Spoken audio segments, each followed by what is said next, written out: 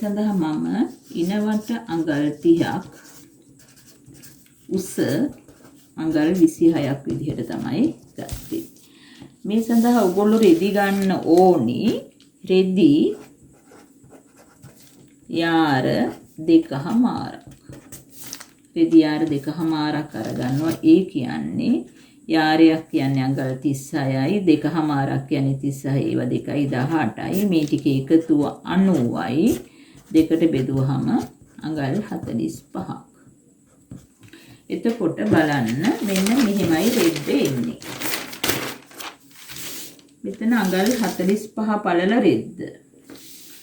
යාර 2මාරක් කියන්නේ මෙතන ඉඳලා මෙතෙන්ටම 90ක් තියෙනවා. 90 දෙකට නවනවා. 92කට නැමුවාම මේ ටිකත් 45යි. ඒ වගේ මේ පැත්තෙත් තියෙනවා 45ක් උසට. රෙද්දේ පළල අඟල් 45. දැන් අපි මේ ප්ලේට් සාය කපන්න නම් මේ රෙද්ද ත්‍රිකෝණාකාරව නවන්න ඕනේ. මොන ඔය විදිහට නවනවා. දැන් මෙතන තියෙනවා මූට්ටුවක්. මේක අපි මූට්ටුව පිටිපස්සට ගන්නත් පුළුවන් පැත්තට ගන්නත් පුළුවන්. මේ මූට්ටුවයි මෙතන නැම්ම. දැන් බලමු මේක කොහොමද හදන්නේ කියලා. ඉනවට 30යි. උස 26යි. ඉනවට 30 බෙදන්න 3. සාමාන්‍යයෙන් මේ වගේ සායක් මහනකොට තමන්ගේ ඉන 3න් බෙදලා මැහුම් වාසි භාගිකුත් එකතු කරනවා. දැන් ඉන 36ක් නම් ඒකත් ඒ විදිහට තමයි ගන්න. 40ක් නම් ඒත් එහෙමයි 3න් බෙදලා භාගයක් එකතු කරනවා. එකතු කරලා ඒ ප්‍රමාණය 10මාරක් අපි මෙන්න මේ ත්‍රිකෝණෙට තියලා 10මාරක් මම දැන් 10මාරම ගන්න යන්නේ නැහැ. මෙන්න හිතන්නකෝ මේ ටික 10මාරයි කියලා. මෙතන ඉඳලා මෙතෙන්ට 10මාරයි. මේ ටිකත් 10මාරයි. එතකොට මෙතන හැදෙන ඉන මේ වගේ කොටස් 4ක් තියෙනවා. මේ කොටස් 4 එකතුව අපිට ඉන 31ක් විදිහට මෙතන එනවා.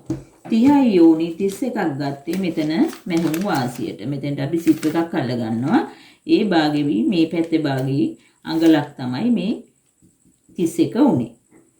ඊළඟට අපි උස දැන් මේ ටික අපි කැපිලා යනවා. ඊළඟට අපි උස 26ක්.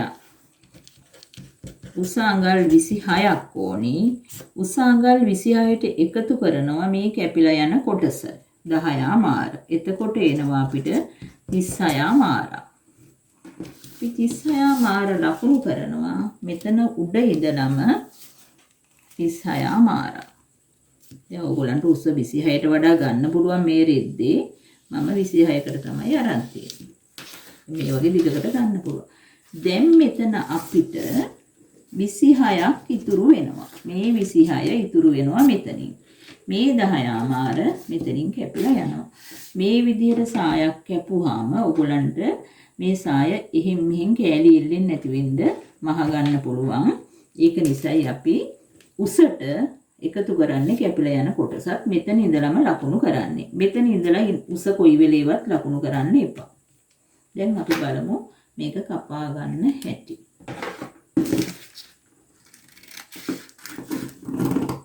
ওই ටික කැපුවා.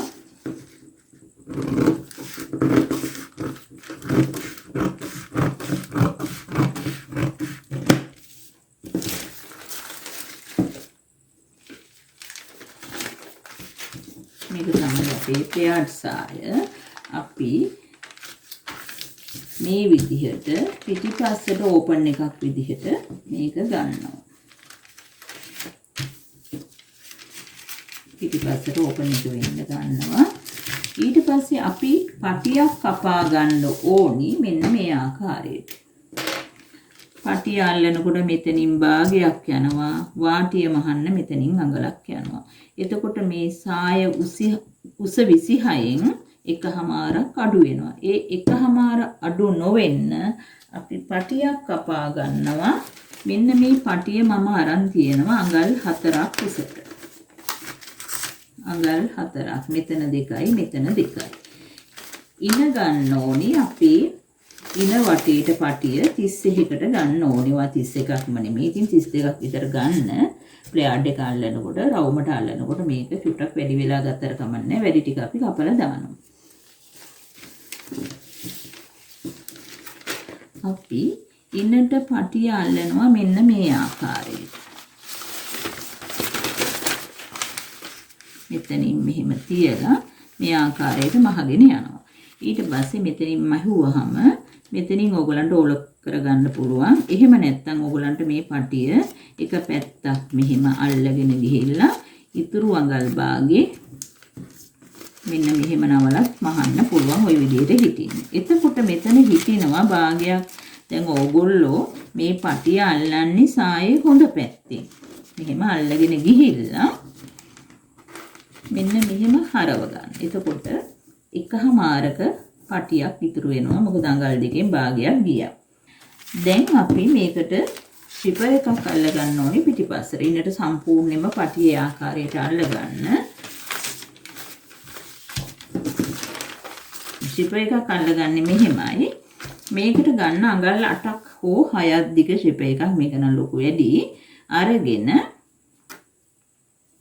මෙතන භාගෙට හදා ගන්න. මෙතන අඟල් භාගෙට කපා ගන්න. හිතමු අපි මෙච්චරයි මේකේ දිග තියෙන්නේ කියලා. අපි ඒ දිග බලලා මෙතනින් මාක් කරගන්න.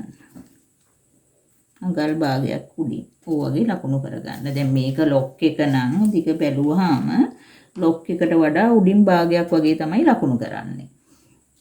ඊට පස්සේ ඒ ටික අල්ලලා මහන්න. මේ ටික ලොක් එකට විතර තියලා එතන ඉඳලා පල්ලෙහාටම මහගෙන යන්න. මහගෙන ගියාට පස්සේ තමයි මේක අල්ලන්නේ. පටියත් අල්ලලා අපි තියෙන්නේ මෙතන මෙහෙම පටිය ඇරිලා තියෙනවා.